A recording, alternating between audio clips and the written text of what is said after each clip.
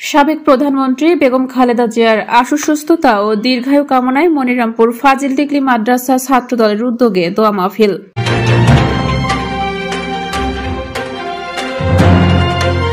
আসসালামু আলাইকুম দর্শক, সকলকে আমন্ত্রণ জানাচ্ছি বিবিআর নিউজে। যশোর জেলা প্রতিনিধি উত্তম চক্রবর্তীর পাঠানো তথ্যচিত্রে বিস্তারিত দেখুন। ওনাকে আবার সুস্থ করে আমাদের মাঝে ফিরিয়ে দিবে।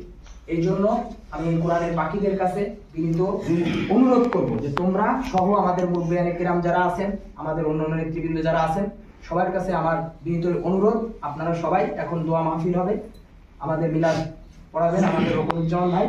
প্রধানমন্ত্রীর মা, সাবেক 3 বারের প্রধানমন্ত্রী ও বিএনপি চেয়ারপারসন দেশনেত্রী বেগম খালেদা জিয়ার পরিপূর্ণ সুস্থতা ও দীর্ঘায়ু মঙ্গল কামনায় যশোরের মনিরামপুর ফাজিল ডিগ্রি মাদ্রাসা ছাত্র দলের উদ্যোগে বিশেষ দোয়া মাহফিল অনুষ্ঠিত হয়েছে। মঙ্গলবার সন্ধ্যা উপজেলার ধালিগাতি সুন্দরপুর মাদ্রাসার এতিমখানায় মনিরামপুর ফাজিল ডিগ্রি মাদ্রাসা ছাত্র দলের সভাপতি মোহাম্মদ মিনহাজুল আবেদিনের সভাপতিত্বে এই দোয়া মাহফিল অনুষ্ঠিত হয়। দোয়া মাহফিলে প্রধান অতিথি হিসেবে উপস্থিত ছিলেন যশোর 5 মনিরামপুর আসনের বিএনপির মনোনয়ন প্রত্যাশী ও বাংলাদেশ জাতীয়তাবাদী ছাত্রদল কেন্দ্রীয় সংসদের সাবেক সহসভাপতি মোহাম্মদ মুতাসিম বিল্লাহ।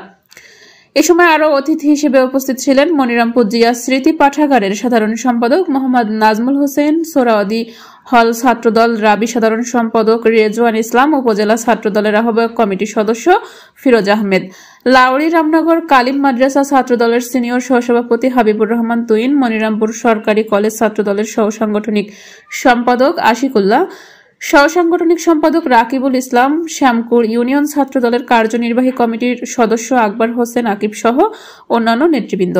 প্রধান অতিথির বক্তব্যে বলেন, শহীদ প্রেসিডেন্ট জিয়াউর রহমানের সহধর্মিণী এবং দেশের সাবেক প্রধানমন্ত্রী হিসেবে বেগম খালেদা জিয়া দেশের কল্যাণে দীর্ঘ সময় কাজ করেছেন।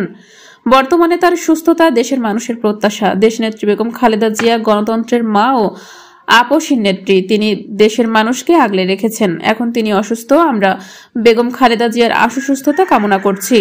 আল্লাহ যেন তাকে দ্রুত সুস্থতা দান করে আমাদের মাঝে ফিরিয়ে দেন। এছাড়া উপস্থিত সবাইকে বেগম জিয়ার জন্য দোয়া করার আহ্বান জানান। পরে দেশনেত্রী বেগম খালেদা জিয়ার আশু সুস্থতা কামনায় বিশেষ দোয়া করা হয়।